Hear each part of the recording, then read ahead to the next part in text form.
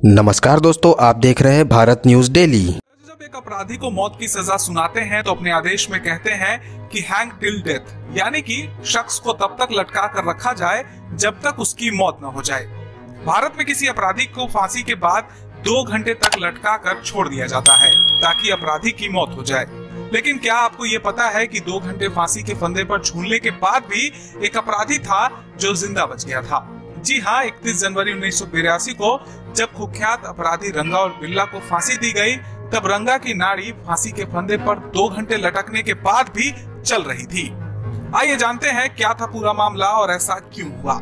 31 जनवरी 1982 को फांसी से पहले रंगा और बिल्ला के हाथ में हथकड़ियां और पैर में बेड़ियां पहनाई गई और ब्लैक वारंट में फांसी के दिए समय से 10 मिनट पहले उसे प्लेटफॉर्म की तरफ बढ़ने के लिए कहा गया जहां फांसी का फंदा लगा हुआ था। बिल्ला और रंगा के चेहरे को पहले काले कपड़े से ढका गया, फिर फांसी का फंदा पहनाया गया।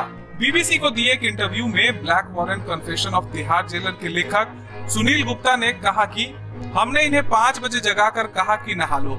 रंगा तो नहाया था, लेकिन बिल्ला ने नहाने से मना कर दिया।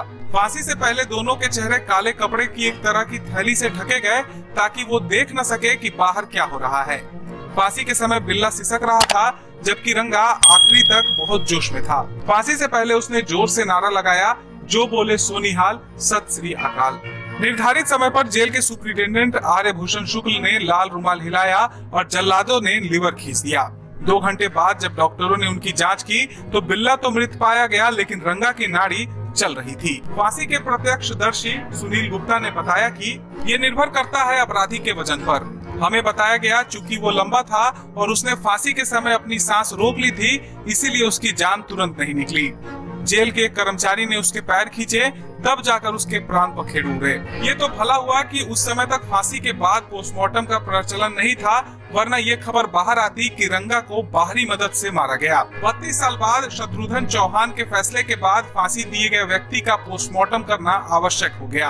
आपको बता दें कि बिल्ला और रंगा की लाशों को उनके घर वालों ने लेने से मना कर दिया था, जिसके बाद जेल के तरफ से ही उनका क्रियाक्रम किया गया।